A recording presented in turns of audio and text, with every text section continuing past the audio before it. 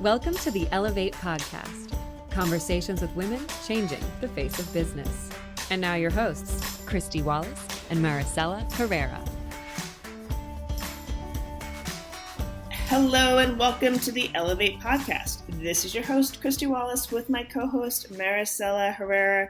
Maricella, you have some exciting news to share today? Well, first, happy International Women's Day, or how I like to think about it, the only day in the year a lot of people care about women. Touché. I'm coming straight in with the saltiness. I mean, yes, it is International Women's Day today, and it's a day where we can celebrate, but also really think about how we can continue to make progress around gender equity, and not just for women, but for all genders. And today, I would love to share a little bit about what we are doing at Ellevate. We have launched our campaign, Elevate Her Forward. We've been doing it for a few years. I want to say maybe it's the third or fourth. It is a fellowship granting fund in which people can donate. So you can donate if you have the means to this fund, and then we will match whatever contributions we get and use that to give Ellevate memberships to those who can afford it. The community power from Ellevate is something that really can help you, can help someone who needs it feel more confident, find the next opportunity they're looking for, meet people who can help them, get advice. It's really, tapping in to a group of people that are there to support you and that are there because we believe that we need more women and diverse individuals in positions of power, because that's how we can change the world. And so Elevate Her Forward, if you have the means. We started it as a result of COVID and its disproportionate effect on women, particularly how many women were laid off, furloughed, et cetera, a couple of years ago. And the truth is, if you read the news, it hasn't gone back to normal. It hasn't gone better, and it has hit women's progress very hard. About 1 million women had lost their jobs. And so we started it trying to figure out how we can support it. We now this year are partnering with Skillsoft, who will give access to our Elevate Her Forward fellows to their learning platform, so they get the full package.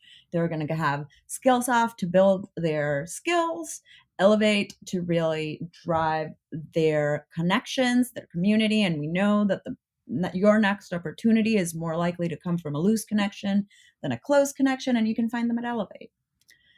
If you're interested either in applying or donating, you can go to elevateherforward.com, and that's Ellevate with 2 L's. Yeah, thank you so much for that, Maricella. And, at Ellevate, one, we believe in being inclusive. We want to give all women the opportunity to tap into the expertise, the community, the support, the network. And so Elevate Her Forward is a key part of that, of ensuring that you or someone that you care about in your family, in your workplace, in your network, who might be at a point where they, can't join communities like this or economically disadvantaged. This is a place for them. We are inclusive. People continuously say this is the most genuine and welcoming and proactive community out there. And I truly believe that. And I myself, have through the years benefited so much from this Ellevate community. If it's just, a kind word, a powerful insight that's helped me overcome a challenge or problem, a connection to an opportunity, it is been critical for my own career, for my own personal life, as I've struggled with, how to set boundaries or how to make time to go for my goals, or, how to best lead my team. All of these conversations are happening at Ellevate, and you'll really get the solutions and the ideas that you need. We are honored to partner with Skillsoft during this campaign, during this effort to create systemic change in the lives of others. Through their work, they're also very impassioned about, education and community support. And collectively together, we know that we'll continue to drive impact for women in the workplace, as we've been doing for the past few years. and will continue to do so into the future. So as Maricella said, please go to elevateherforward.com, learn more. You can support these efforts. You can share it with your networks and communities for women to apply. And this is just a spectacular opportunity to hit the ground running with the full support of Ellevate Network behind you. Yeah. I mean, our fellows, we've heard it before. They've gotten a lot out of it. And it's really heartwarming to see, their testimonials, and when they reach out and are like, hey, I'm really excited now, I can pay this forward. All right. Well, let's get to some other fun stories about creating change. Our producer, Megan, always shares some cool things with us. She also manages a lot of our social media. And so some of the things that she sees in the news that are inspiring and exciting and likely didn't make it into your feed, but we want to share it with you. So, quick parentheses, though, as we're taping this, it's Megan's birthday. ooh, exciting. Happy birthday, Megan. So we want to share a little news feed that might not have made it into your regular feed. We at Ellevate always aim to amplify diverse stories and to provide a little inspiration for your day. So today we want to talk about the all-female garage that's shifting attitudes in northern Nigeria. Kristy, when you were growing up, did you ever want to do something that was kind of out there for your family? Like thinking like, this is what I want to grow up to be. I don't know. I can't even think what it would be, but these women are really, challenging their parents and their families' perspectives and their rules. I did not. Yeah, I mean, I obviously, taking into account that, I grew up in New Jersey, a very different, environment, I think, than what these young women are experiencing, and we oftentimes are responding to, what's happening in our lives and in our society and in our culture, and how do we really push to create change, and I'm constantly inspired by those that look for the opportunities to create change versus the status quo. So for me, I mean, my dad was a dentist. My mom was a nurse and a teacher. She got her doctorate when I was in high school. And I think that I wanted to be a lawyer. So I guess the thing I did not want to be a dentist or go into medicine. I wanted to be a lawyer, but in part, I wanted to be a lawyer because of all the shows I saw on TV.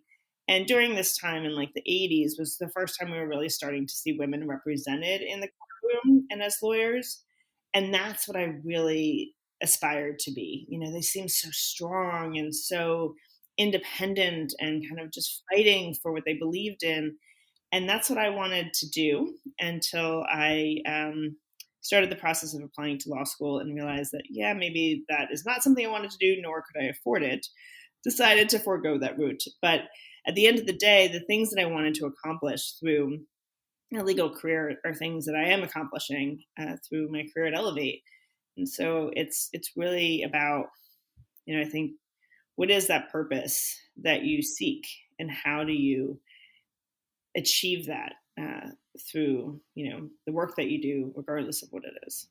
Absolutely. And you are doing it, even if it's not lawyering. I'm fascinated by these young women in Nigeria who are doing so much to challenge the gender stereotypes. I at some point wanted to be a writer. And I remember my parents being like, yeah, you're not going to make any money.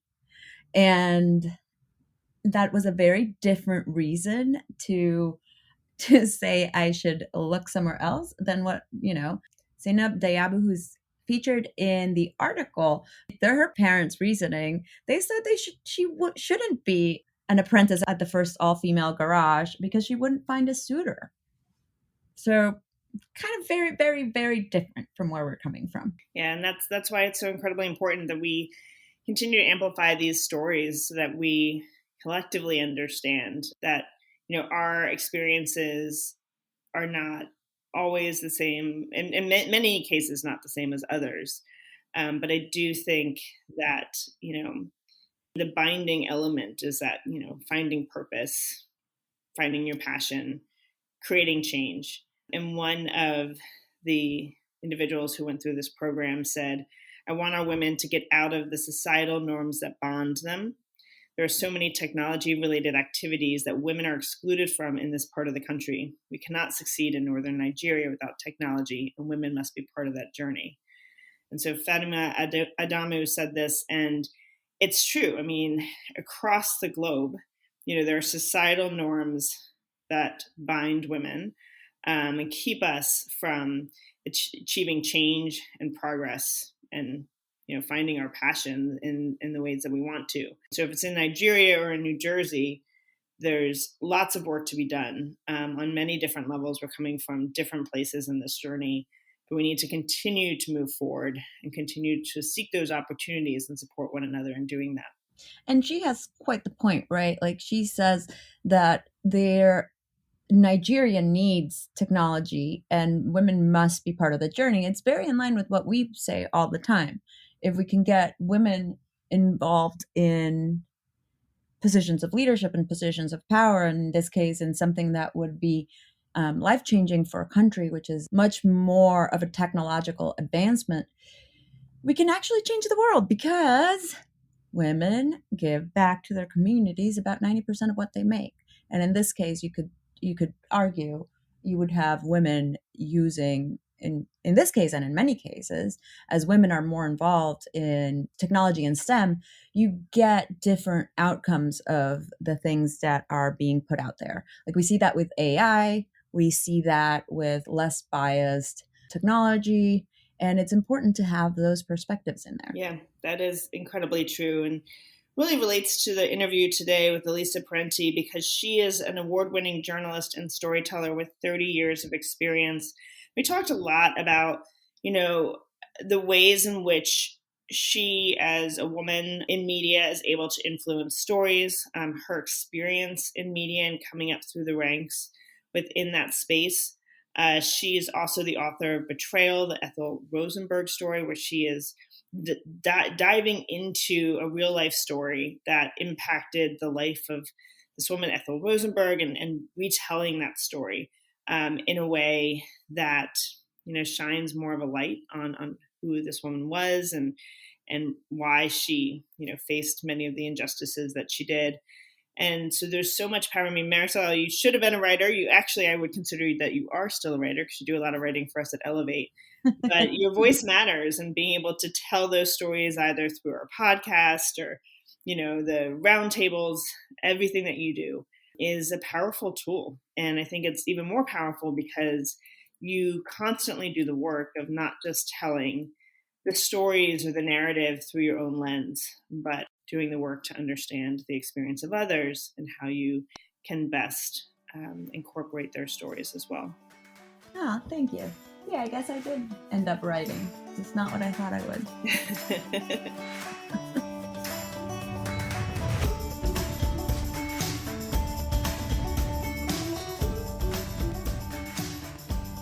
So Lisa, I would love to kick off this discussion just learning a bit more about you. Would you be able to share a bit about your story and how you got to where you are today? Thank you so much, Kristy. I am so excited to join you. I really have enjoyed your podcast, listening in. I was and still am a reporter, working journalist for all of my career. I'm a mom of two young women in their 20s, and my husband and I they've just left the house so recently. So it's kind of this newfound freedom for your parents of younger kids that are maybe listening in. There is hope. And in terms of my work life, I've been a reporter, primarily TV and radio reporter of initially local TV news in Syracuse, New York, and then in Washington, D.C. at two ABC TV affiliates. And then most recently, for the last 10 years or so, I've been a reporter on business topics and financial news for radio network, first for Wall Street Journal and Market Watch, and then most recently for Bloomberg. And then just this month, I left from the radio team and I joined the breaking news team. So it's really exciting to continue to find new ways to tell stories in this space. And you mentioned, I got a book published it was about a year ago, in April 21. So that was also just very exciting for me. So I would love to hear what inspired you to go into media.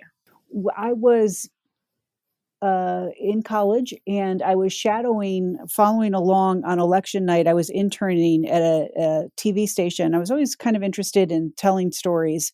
And then it was an election night and an underdog candidate was a surprise outcome in the race. And so just the energy that election night among the reporters and the people covering the campaign, I was just immediately sold. The passion with which they got involved in telling the stories, it was so exciting to me.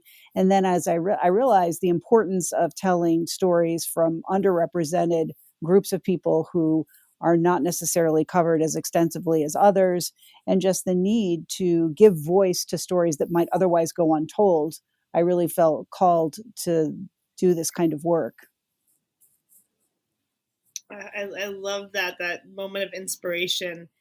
There's been a lot of discussion in news around how difficult it can be to be a woman in journalism and media. Were there people along the way who really helped you to navigate that industry and get to the really impressive level where you are today? I absolutely. And I really think it's incumbent on people who have been in the business for even just 3 to 5 years to turn around and help folks that are coming up. And I was the really fortunate recipient of guidance and support and mentoring from women who were in the industry before I was. So Terry Savage is a financial reporter and economist in the Chicago market. And she was, I would say, one of the first mentors I had all the way through my journalism graduate school was at Northwestern Medill. And there that we've got a very comprehensive program to link aspiring journalists and students and recent alumni with successful working journos, so that I've really benefited from lessons learned from people who have gone before me. And I've really tried to make a commitment to sharing that wisdom of what's been learned to folks who are just coming up now.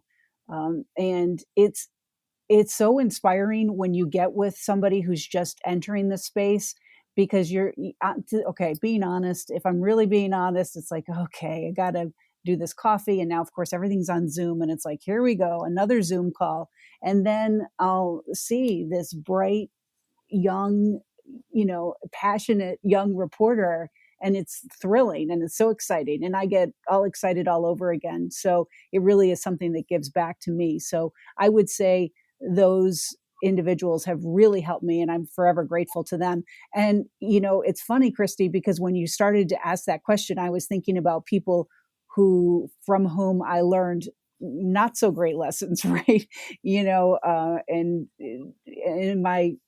the novel I wrote, there's a fictional reporter, and I could really relate to some of the experiences she encounters in the newsroom. I can imagine as a journalist in the 1950s what that must have been like, even that much harder for women. I know we've come so much farther. We still have quite a ways to go.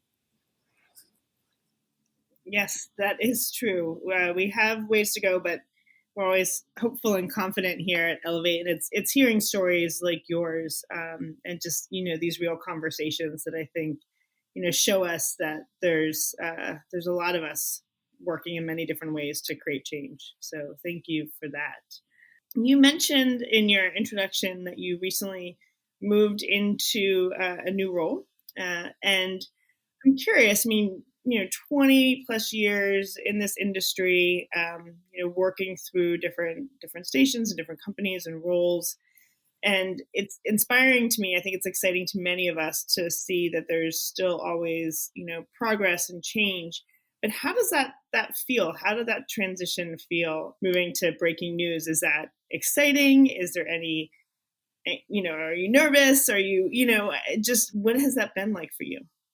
It's so, I really appreciate that question, and I've been reflecting on that this kind of these transitional weeks. Last week, I'm just moving across the building from the my broadcast studio on one side in downtown DC. Now I'm on the other side with the print folks. Of course, nothing's in print anymore, right? Everything's online, but it's a sea change for sure.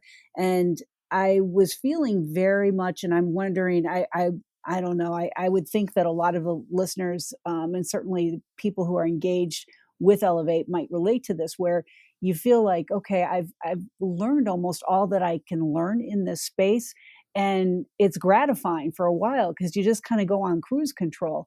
But then there's a piece of me that says it just feels like a comfy slipper, and at some point, no, I'm not pushing, I'm not growing, I'm not evolving my storytelling. I really need to learn some new spaces and some new platforms. So this was kind of the final frontier for me. In the book, I had dealt with kind of some imposter syndrome feelings. And once I did the book, I said, oh my gosh, I actually can do this work. And the speed and accuracy that the information is pushed out is so exciting. And to see the systems that are in place and learning the style guidelines, I love language, and I love mastering rules, and it's kind of like playing a game on your phone. It's kind of addictive to think, okay, how should this headline read?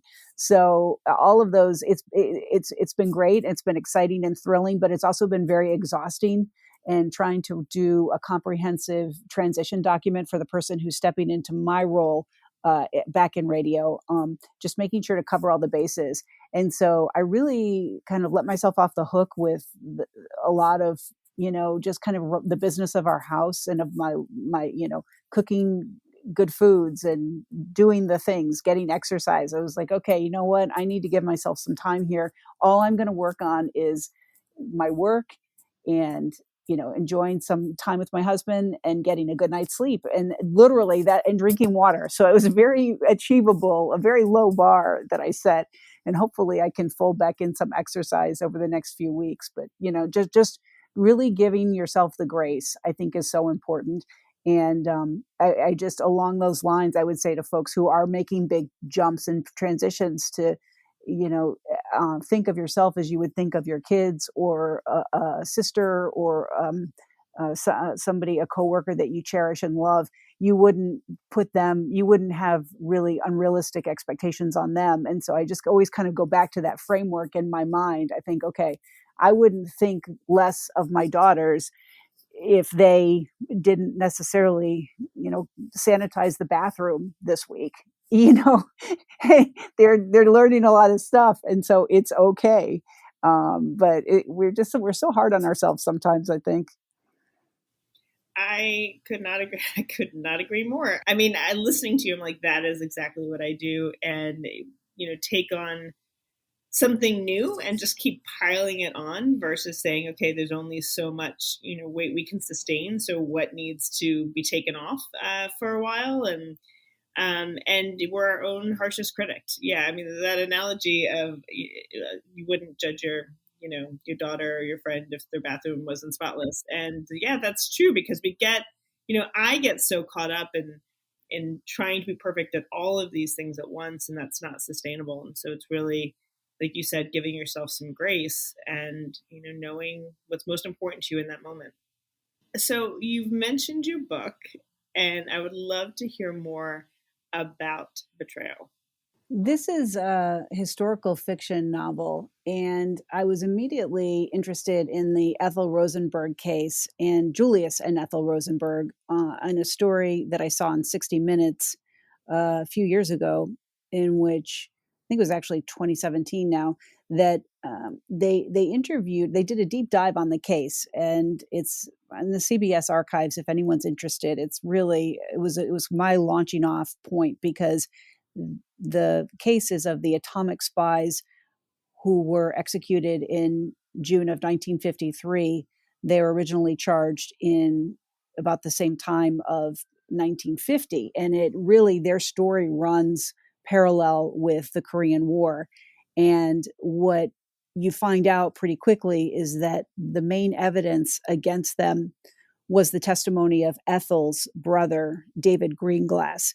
And he, in that 60 Minutes story, admitted that he fabricated his testimony, that he perjured himself, and he wasn't quite sure. He said that his sister, Ethel Rosenberg, wrote the notes up of information that was traded from Los Alamos and the U.S. government to the Russians during the World War II. So that was kind of the time frame when the alleged activity occurred. Greenglass admitted that he himself was a spy, and he gave state's evidence and turned against his sister and her husband and said that Julius was this ringmaster, kind of a spy master of all these other members of the kind of a lot of them were Jewish from the Lower East Side of Manhattan, engineer types. But in all of, and I did just a huge deep dive for like a year, just read everything I could about the case. And it was fascinating because there was nothing from Ethel Rosenberg's perspective in all of the literature.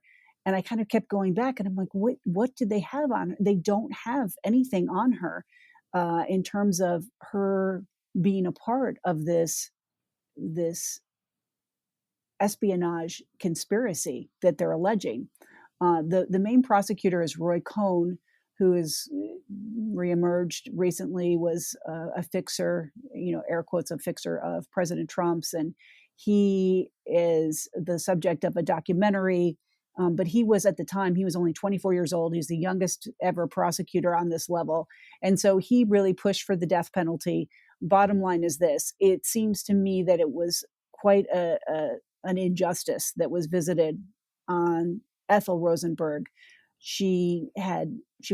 When they were executed, their two sons were, I think, 7 and 3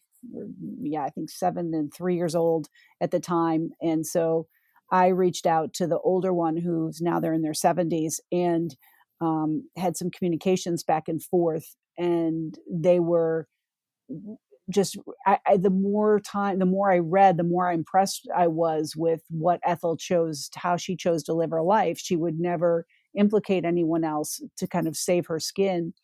And she was a prolific letter writer when she was at Sing Sing. So I read a lot of her documents, her letters to her attorneys, to her husband, Julius, and the sons. And what's come out since is that Julius really was a spy. And it's questionable whether or not they proved it, but he in neither case, I would argue, would the death penalty really have been applicable in their case. However, I really don't feel that they proved Ethel Rosenberg was guilty in this thing, and she was executed. So I created, that's the kind of the framework, the background. And so I created some fictional characters to flesh out that story, and just had so much fun with it. It's called Betrayal. And I worked with my sister-in-law, who did a lot of kind of historical artifacts that we put into the book that are just fiction. So there's like a telegram that my fictional family receives from the Korean War that she created. The character I mentioned, the reporter, her name is Mary Worth, and she writes several columns. She, through the course of the book, goes from writing society page type stories and columns into full-blown articles she gets some interviews with Ethel Rosenberg before she's executed. So it was truly a labor of love. And I apologize, Kristy, because I realize I'm kind of rambling here, but before anything else, let me just say this, and I promise I'll stop talking. If anybody is out there who is interested in writing a book, and I'm sure that I know in my heart that there is a story for every person who's listening, has some story to tell. The entry point into publishing has never been easier. You don't have to have gobs of money and self-publish anymore. You don't necessarily have to get someone like a Simon & Schuster or Penguin to support you. Oh, yes, we want to publish your book. Hybrid publishing is really the way. There's some great opportunities in that space. And so I'm kind of in the entry point of Ellevate, and looking forward to getting more engaged with the company and with the organization. And I hope to kind of push that information out to your members. but I would suggest that anybody who's interested in telling their story and in producing a beautiful book, it can absolutely be done, and in a way that won't break the bank, but will get your story out. And particularly, they do the hybrid publisher I went with was New Degree Press, and they do primarily nonfiction work, so leadership type books, navigating the world we're in for working women professionals. So this was kind of not as popular a genre for the authors that they have through there. But anyway, so thank you for letting me kind of ramble on here about my passion project. You were not rambling at all. What is hybrid publishing? So hybrid publishing is when it's kind of a middle of the road between having a big traditional publishing house come in and print a certain number of copies of a book. With a hybrid publisher, you're working to, for one, crowdfund or crowdsource the cost to get your book published, and it's print on demand, so that it's kind of not like you have to sell a minimum number of books. Literally, the minimum number would be one. You're uploading into the cloud a template for what your book is going to actually, how it's going to be produced. And it's very easy to create that. And the hybrid publisher is has grown out of Georgetown University, is the one that I've been associated with, New Degree Press. And they have Creator Institute. And if you just Google those two entities, you'll see kind of the model of they do a better job than I certainly am right now of explaining how it works. But there's kind of the self-publishing, I feel, doesn't really have much credibility. And that's when, if you have a lot of money, you kind of go and you hire out the people to lay out your book, edit your book, and then you just pay whatever it costs to actually have it printed. So this is a really nice middle of the road type avenue and type, I should say, vehicle to get a book published, this hybrid publishing. And it's about the costs have gone up as the cost of everything, right, over the last 6 months or so. But it's for your crowdfunding about $10,000, you can get a hard cover book, a soft cover book, and an audio book, and then there's kind of variations of that are less. I mean, when I published, it was about $5,500 or $6,000 that you raise to get the funds needed to produce the soft cover, and for that you're getting an editor, a series of editors, actually, designer, cover designer, and a lot of support. And what I think would really resonate for listeners at Ellevate is that this idea that you're building an author community. The crowdfunding, yes, you're asking people to join in your effort to contribute financially, but for those people who don't have necessarily treasure to contribute time, their talent, you're also building them, and you're building this kind of support, a group of supporters of you, and that is so exciting. I mean, you just, it's like a gift from the universe. These different things that people came along and said, hey, you would be great speaking to, this group. I'd like to have a book talk. Would you be willing to do it?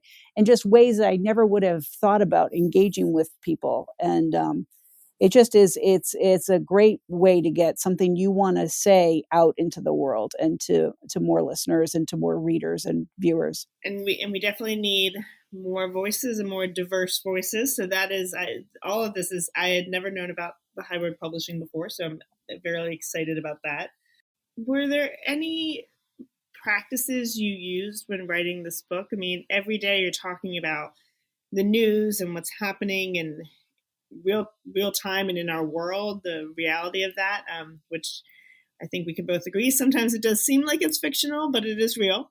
And here, writing a book on real events, but being able to retell that story and add in these fictional characters and all of that, it's this like perfect melding of history and then creativity. And how did you go into that practice of building out these characters and their experiences?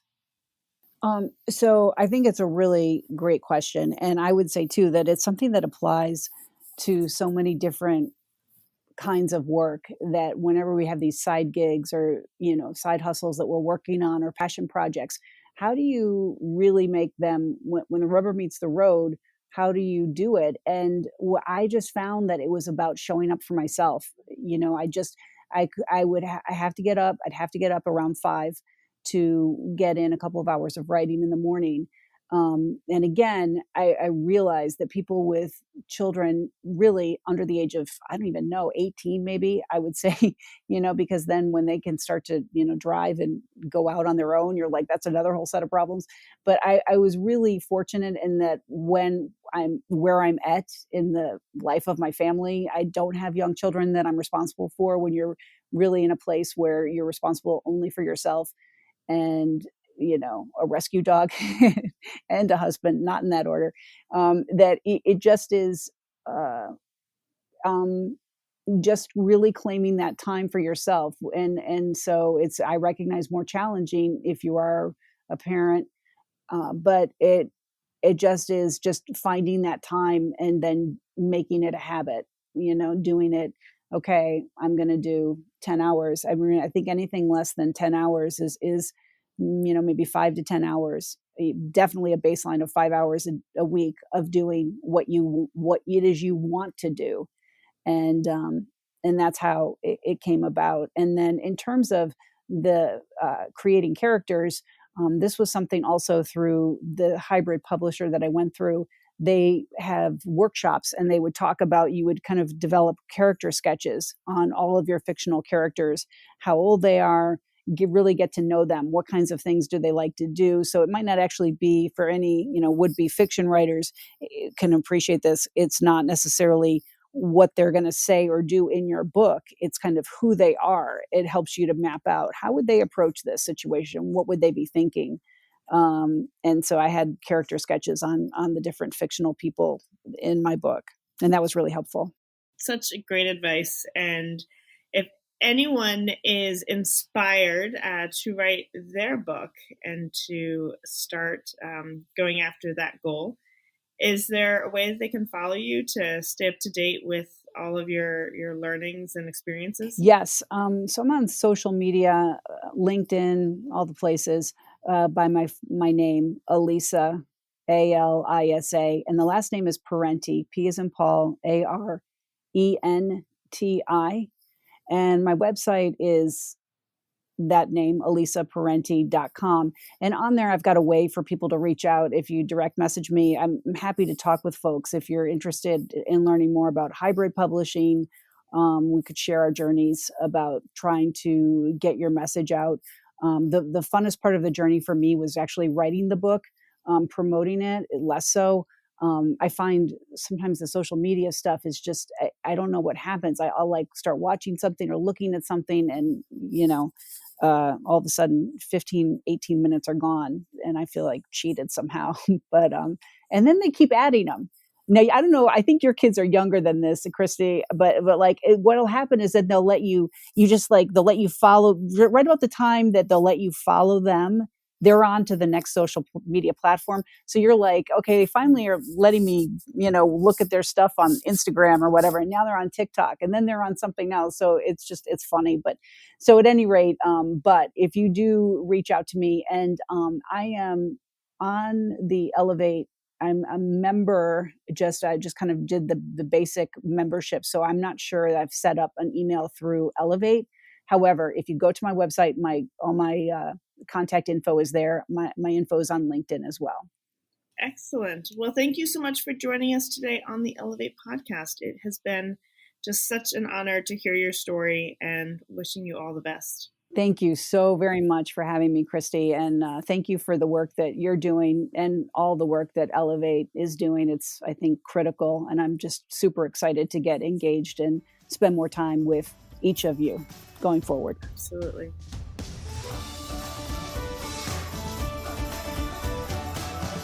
Well, we have some great roundtables coming up this week.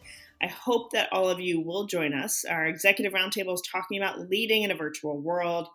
So especially on International Women's Day, as we think about the presence of women and how that has changed in many not so great ways in this virtual landscape as we're navigating home and mental health, physical health, boundaries, everything and beyond, leading in a virtual world, being able to be present, showing up, but not just the performative aspects. It's about how do you really motivate your teams? How do you engage and connect with them? How do you help them to succeed?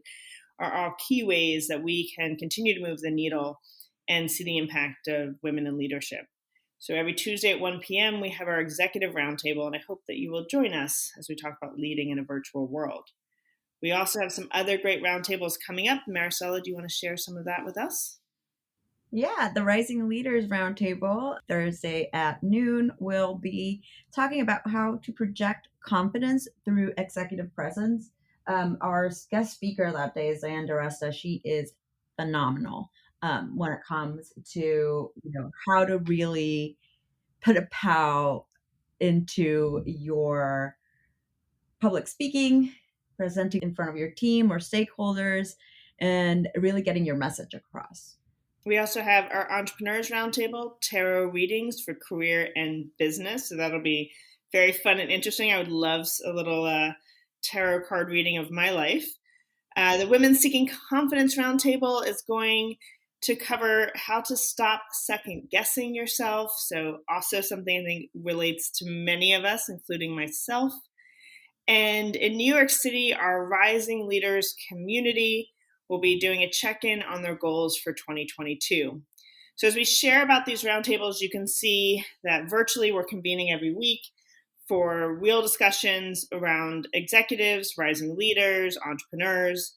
We also create space for intersectional identities in our community, Black women in our community, LGBTQAI, seasoned professionals.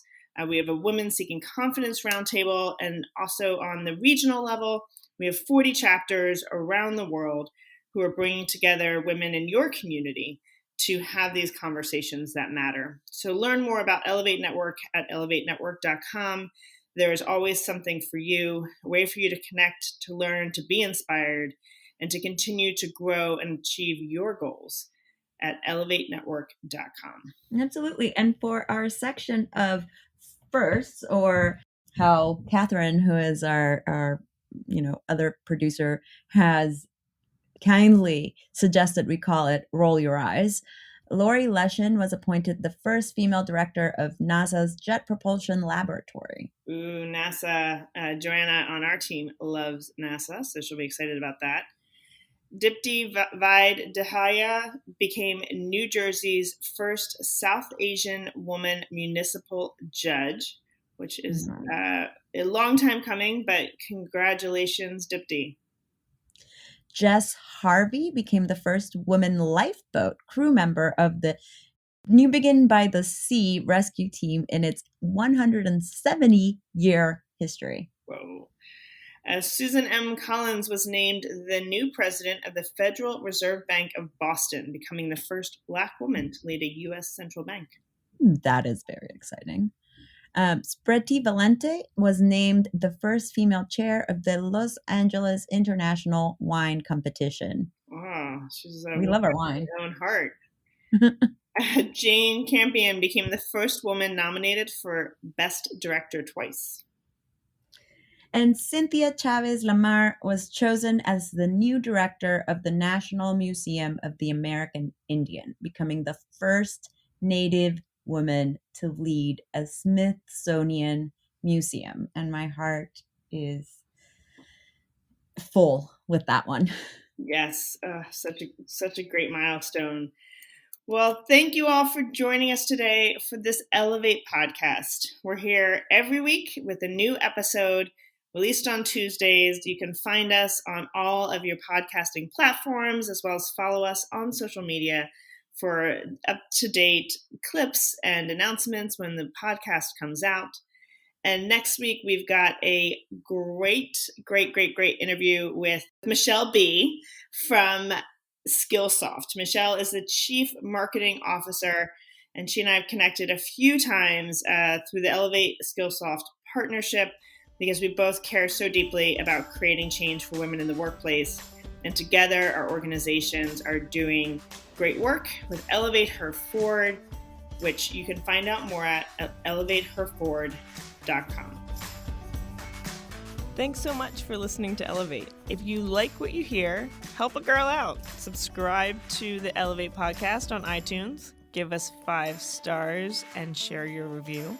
Also, don't forget to follow us on Twitter at EllevateNTWK, that's Ellevate Network, and become a member. You can learn all about membership and all the great things that Ellevate Network is doing at our website, www.ellevatenetwork.com. That's ELLEVATE network.com. And special thanks to our producer, Catherine Heller. She rocks. And to our voiceover artist, Rachel Griesinger. Thanks so much, and join us next week.